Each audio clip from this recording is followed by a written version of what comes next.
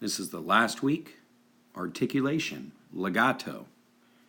This is how you start and sustain a note. So we're going to say smooth. This is what you'll actually recite.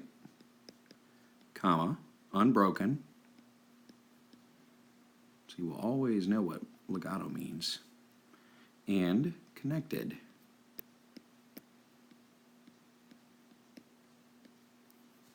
Okay, and the symbol for that looks like this. Usually it appears above or below a note head. Okay, sometimes we call them tenutos if they appear by themselves, meaning to stretch in that case. But it's smooth, unbroken, and connected. Okay? And when we perform it, if I were to sing 4 quarter notes staccato, I'd say do, do, do, do. Staccato is next. It looks like a dot. You can see it right here, and that would appear above or below the note head. And we're going to write in the blank, separate and disconnected. Make sure you spell it right.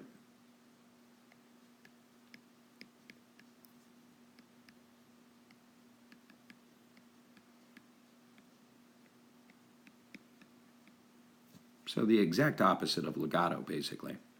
If we had 4 quarter notes with staccatos above or below the note heads, instead of saying do, do, do, do, we would say D, D, D, D. If we were sizzling, tss, tss, tss, tss.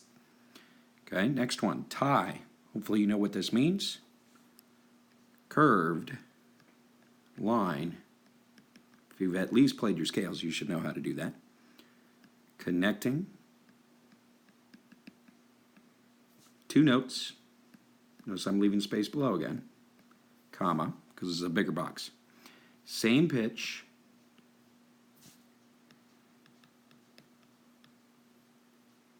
Played as 1 note. So it must be the same exact note name. I mean, if I went from an A to an A, and it had a tie that looks suspiciously like something called a slur we're going to learn about below it, if it has the same pitch, then it's a tie, and it's just a rhythm. So it would have the same pitch played as 1 note. You wouldn't change notes. And if you want, you could draw what it looks like above here, above the box. Here we go, little rainbow. The next one is a slur. And this is where it gets confusing because we're going to draw this too. It also looks the same, but it's going to be a little different. So for this definition, for a recitation, we're going to say curved line,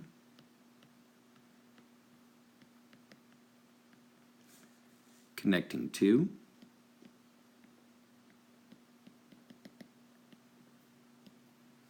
or more notes. So usually it connects more than that.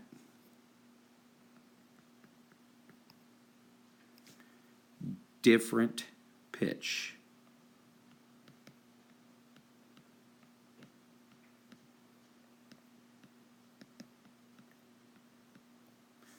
And then we're going to put a comma here. Legato.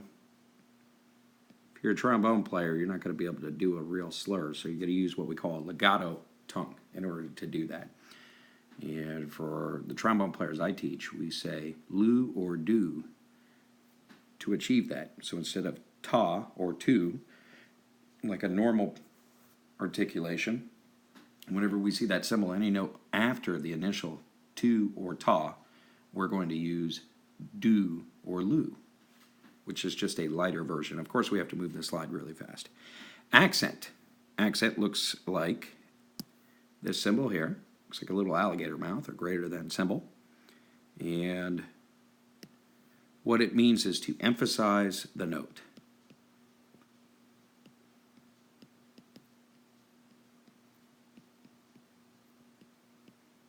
Okay. In band, if we had 4 quarter notes with that, instead of saying like legato, do, do, do, do, generally speaking, they wouldn't really touch. It would almost sound like they're not touching. I guess they would, but it's heavy at the beginning and it's light at the end. It's literally a tiny, tiny decrescendo. So it would sound like this. Da, da, da, da. So loud at the beginning and softer at the end. Emphasis, to air attack is another word that I've heard before. Breath mark. Now, some people use this. Most method books and whatnot will use this. Occasionally a composer will use that, especially in younger literature. But this is what the pros tend to use. We use a big old V like this because it's really easy to see, and usually goes across the whole measure. So it's much easier for the performer to see that. And all it means is take a breath. And usually that indicates the end of a phrase. So that's it. Hopefully you do well on this week, and then you can put them both together, and you should be done at that point.